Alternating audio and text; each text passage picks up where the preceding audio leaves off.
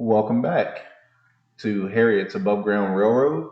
My name is Anthony Ross, and I am the president and CEO of the Harriet Tubman Ross Foundation. The purpose of the channel is to take the listeners on a journey through the true history of slavery from beginning to present, and also to increase your knowledge and understanding of systemic racism. I would encourage you all to click the link below to the Harriet Tubman Ross Foundation. I would also encourage you all to get involved, but most importantly, get involved to help Harriet achieve her dream. So, this is a continuation in our series of the history of Black Africans and slavery. And as I always do, I have three questions that I'll pose before we get into the video today. The first question is, why was this group targeted to be enslaved worldwide, and why were they made to continue to suffer? Why did the rest of the world accept this behavior? Governments, rulers, and religions. And why don't people realize the present day effects on these people? So with that, sit back and let's get into the video. 1782, Virginia. Thomas Jefferson's Notes on Virginia exhibits a curious mixture of perception and naivete with regard to blacks. On the one hand, Jefferson believes that the whole commerce between master and slave is a perpetual exercise of the most boisterous passions.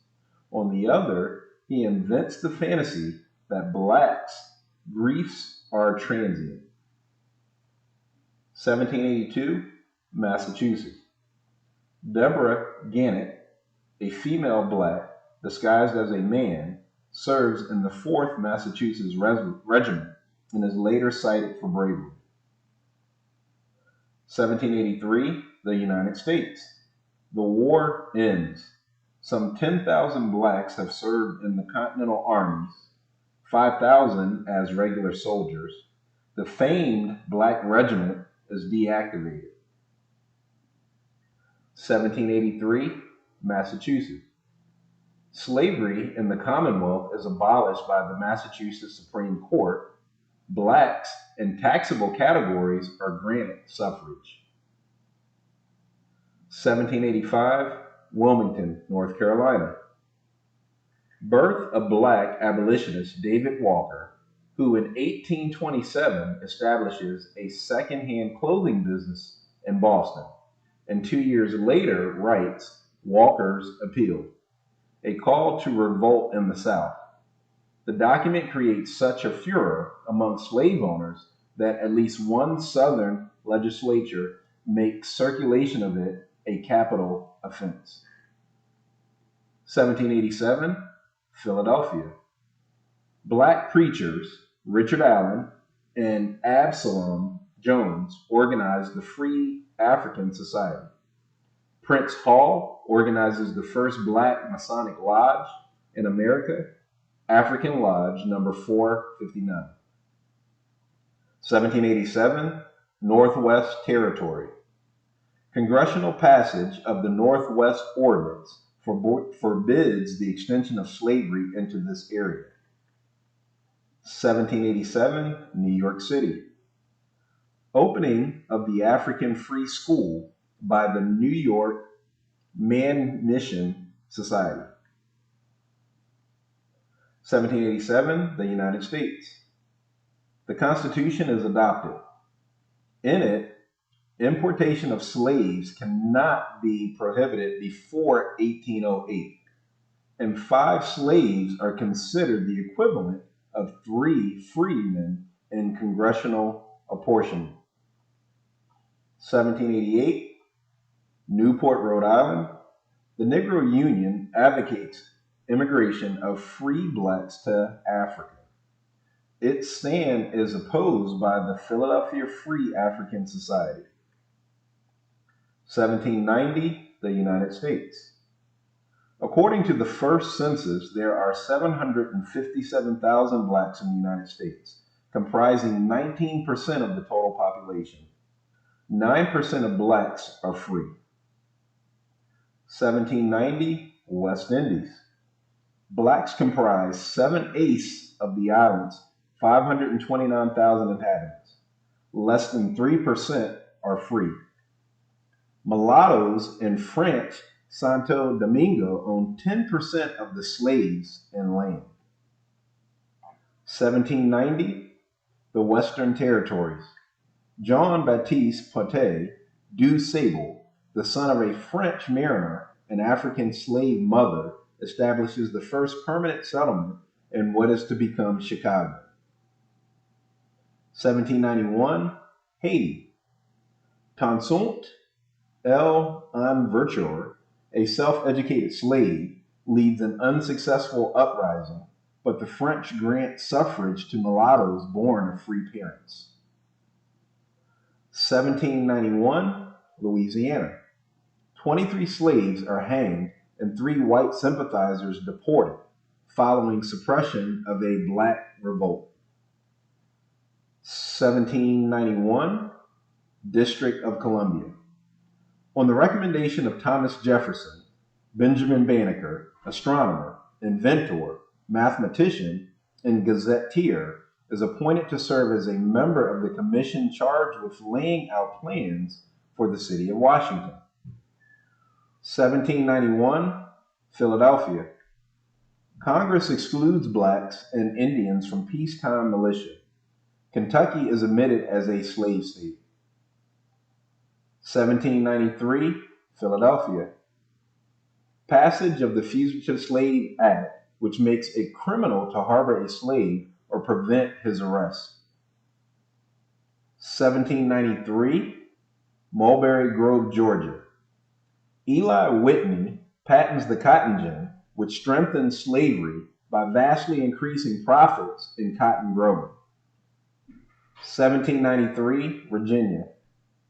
Passage of a state law which forbids free blacks from entering the state. 1794, Philadelphia. Dedication of the First African Church of St. Thomas, the first black Episcopal congregation in the United States. In the same year, Richard Allen organizes the Bethel Church, a Negro Methodist Episcopal church. Allen and Absalom Jones are well known to the citizens of Philadelphia, having been commended by the mayor for organizing blacks to minister to the sick and bury the dead during an outbreak of yellow fever. 1795, Louisiana. More slave uprisings are suppressed, with some 50 blacks killed and executed. 1795, Virginia. George Washington advertises for the return of one of his slaves, stipulating that the notice for his retrieval not be run north of Virginia. This same year, John Adams writes, "I have never owned a Negro or any other slave, even when it has cost me thousands of dollars for the labor and subsistence of free men, which I might have saved by the purchase of Negroes at times when they were very cheap." 1796, Tennessee. Admission of Tennessee to the Union as a slave state. The state's constitution, however, does not deny suffrage to free blacks. 1796, New York City. Organization of the Zion Methodist Church. 1797, North Carolina.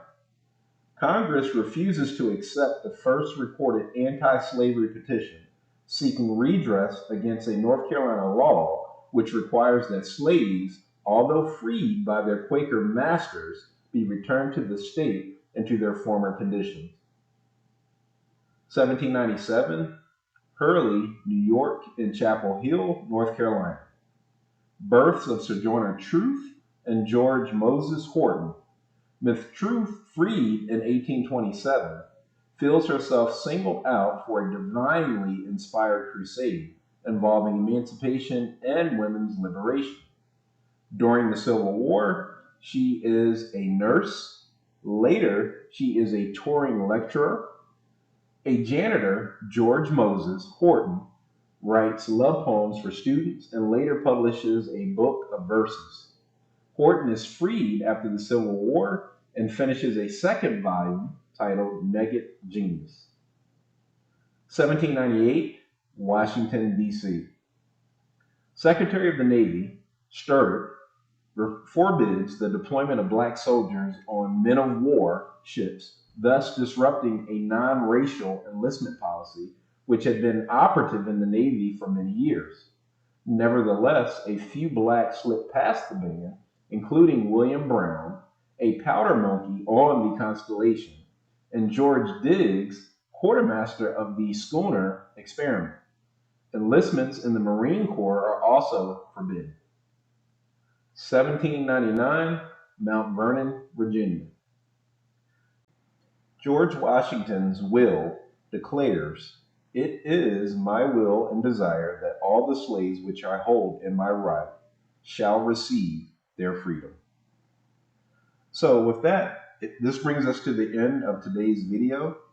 I hope you all enjoyed this, and I'm going to end the video like I always do, restating the 3 questions that I asked at the beginning. The first question is, why was this group targeted to be enslaved worldwide, and why were they made to continue to suffer? Why did the rest of the world accept this behavior, governments, rulers, and religions? And lastly, why don't people realize the present day effect on these people? So with that, I would encourage you all to click the like button, subscribe to the channel. Would also encourage you to click the link to the Harriet Tubman Ross Foundation and visit the website, and by all means get involved, but ultimately get involved to help Harriet achieve her dream. So with that, thank you, and I'll talk to you on the next video.